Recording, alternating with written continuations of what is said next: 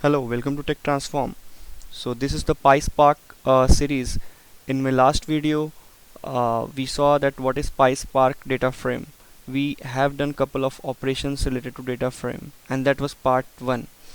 Here I am coming with again DataFrame part 2. Here we are going to see a lot of other stuffs. So let's get started and see what we have covered in part 1, and we'll move along in this part 2.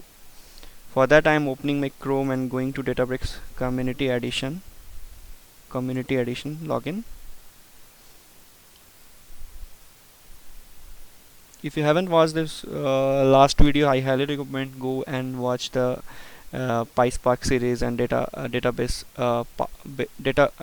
Databricks DataFrame part 1. So here what I am going to see, this is the very first thing we have already created. What we have done in part 1 DataFrame basic, we imported this PySpark.sql and got the Spark session object. Using Spark session object, basically we created a Spark variable, and we tried to load a JSON file, that is people.json. So let me execute and show you what is happening.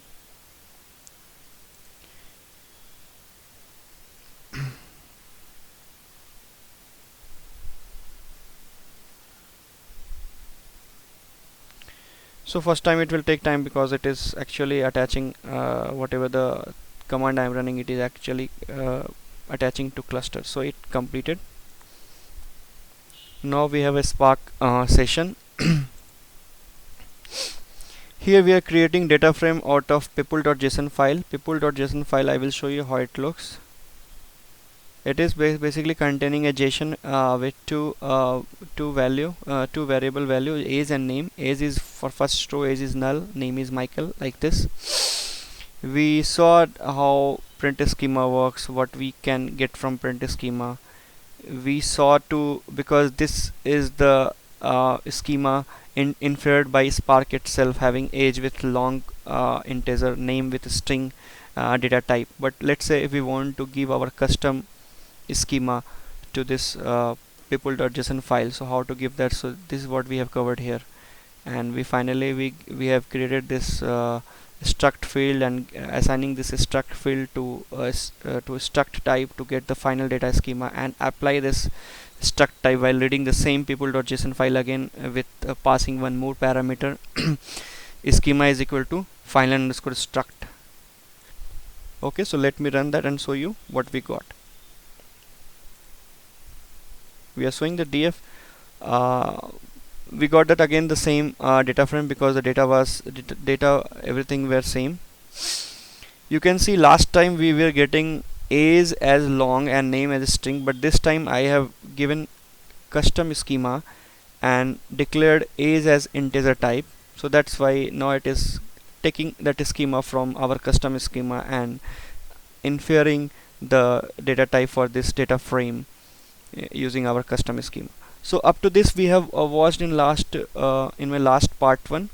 Here we are going to see couple of couple of more operations of data frame, so that we can actually going to and solve complex problems. Let's say we have two columns here, age and name. I want to access this age column. How we can access? So you're basically tempting to say that we'll type df, then have a parent, have a bracket, and inside that we'll provide our name, age, right? Like we access from list or anything. Let's see what happens. So it didn't given you the actual column value. It rather than it is returning a column object. So in Spark, this data frame, if you try to access the data frame by using index, it is going to give you a column object. We can check that type also.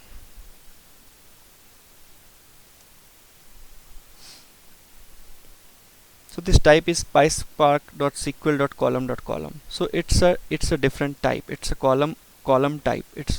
We cannot get a value out of this. So that's why if we want to select particular column from data frame, we can type df.select. This is the PySpark way to access columns. df.select. Here we can pass age. Now let me run it, shift enter. So we got it, you can see we got it as a data frame. I can show you type also.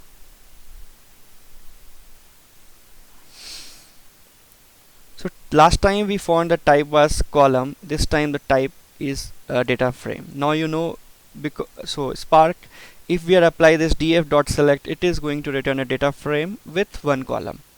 Now if it is a data frame, we can quickly run the dot show method to show what is inside this.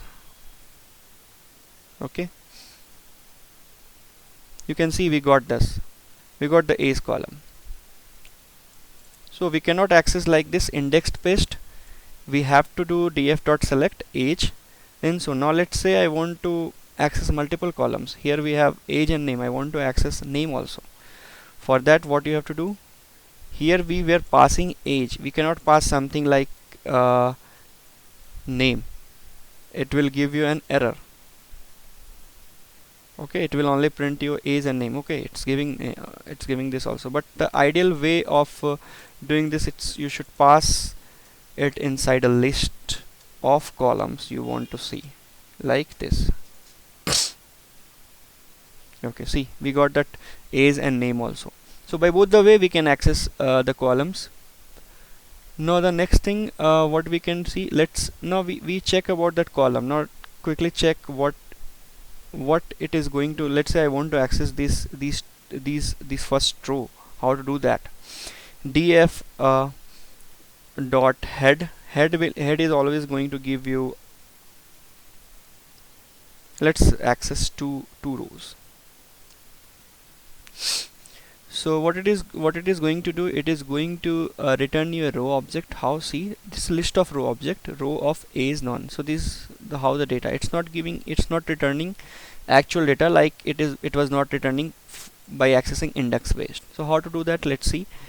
And let's say I want to, there is a two items inside a list. Let's say I want to access this item.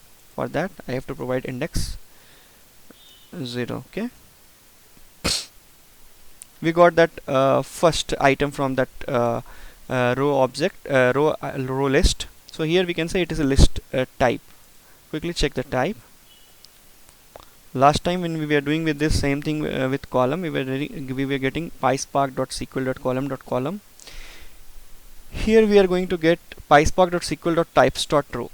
Basically why this different type of, for columns we have column object, for row it is returning row object, it is not returning directly data, because the way PySpark or Spark is going to handle all the data, because these datas are distributed, these datas are not prone to one machine, it can be distributed, these data frame is distributed.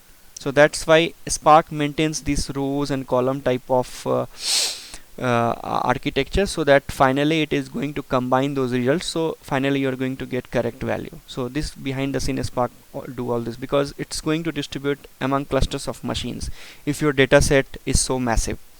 So we saw how to access row and how to access columns. Let's say I want to add some new column to this existing data frame. So now we have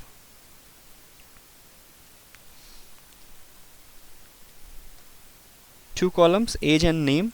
Now let's say I want to add df dot, there is a method here, you are getting df dot with column. So what it is expecting, if you want to add a new column to this existing df, you should use df with column.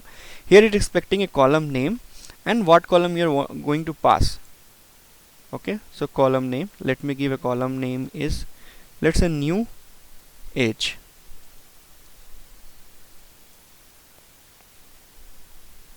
New is our new column we are going to add, and from where this column is going to get the value. So I can use the existing column itself. So existing column is df age.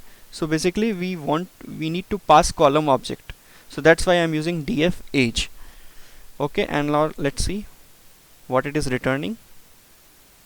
It's returning data frame. If it is a data frame, then we can see the data frame by using show method. You can see the new column got added, new age. with the same value. What it's, you can say we just copied the age column value to the new age column value. Let's say I want to do something like this, start 2. I want to multiply and then I want to add all this value.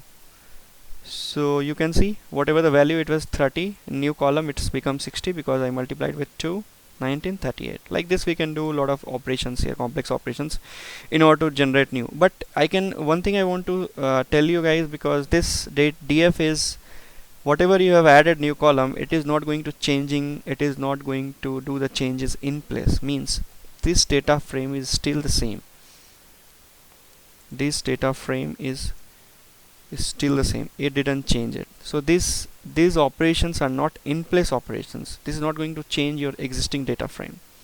Okay, so we saw this df.show, we saw this with column. Now let's say I want to change the column name. So this is the column name age, I want to change it to give it a new name. So for that we have df dot with column renamed. We can access this method with column renamed. Here what it is expecting, first parameter it is existing column name, and the second parameter is what the new column name you want to give. Let's use this. The new column name I want to give, existing column name is age. Okay, I want to change it with my age. Okay, we have age name. Now I am replacing this age with my age. Let me run this. It given a data frame, we should apply so.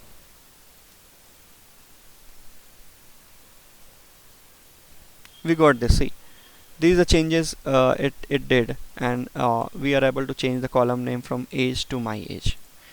Fine. Now the next set I want to show you, the next operation I want to show you what. Here we were trying to access using select. Let's say I want to I tried to access this data frame by this is a PySpark way to get the data, get the column out of data frame, like df.select, and we passed here a number of list of columns to get to select, to see all these columns. So this is the Spark way, but we are working in Spark SQL way. I want to access the same thing by SQL syntax. So for that, what we are going to do, this is a data frame. What first we are going to convert using Spark SQL, we are going to convert this data frame into a temporary view. So temporary view is going to work like same as we are working with table in SQL. So first this step is to interact this data frame using SQL syntax. First thing we have to do, convert the data frame into a temporary view. Okay, then we can run our normal SQL query against that view. That view will work as a table. So let us see how we can do that. For that, df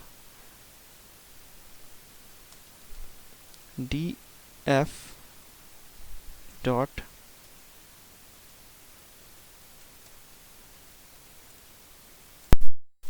so method we can use df dot create.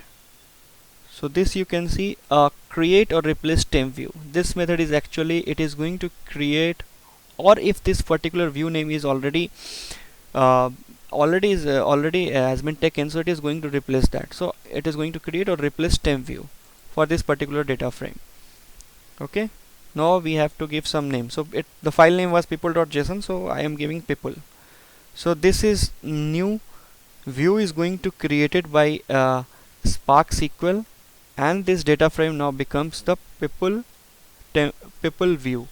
You can say now you can use it as a table. Let's say I want to select those two column, name and age and name I want to access. For that, result is equal to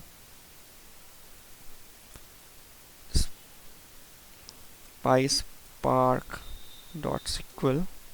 Here what we can pass, we can pass our SQL query, select star from. Here what we are trying to access from where, from our temp view, that is table, that what we have created people. We cannot access this, we cannot run this SQL command against data frame. First we have to create a temporary view, give it a name, and this this temporary view will act as a table. Now we can run and write our SQL query against this particular view. Now see what it is going to return.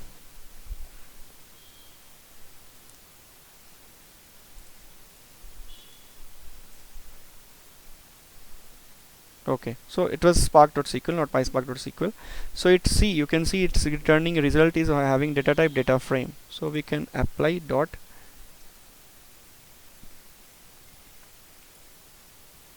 Now you can see using the SQL syntax we are able to fetch the results. We are able to see what is inside this people. Now we can again write some more SQL query, complex SQL query to see. Let's say select star from people where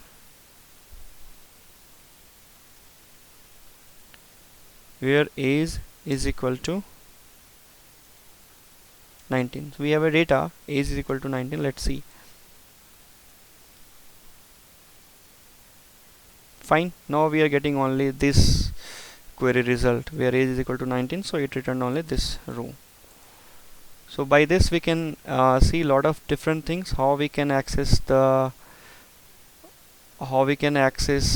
column value, what is it is returning, column data type, row data type, how we can use df.select so can access one column or more than one column. We saw how the row object behaves. We saw how we can add a new column to the existing data frame, how we can rename the existing column name, how we can actually create a temporary view out of data frame and run our SQL query against it. So these are the things I want to cover in this video. I'm going to come with other operations as well related to data frame. Thanks for watching. Have a good day. Bye.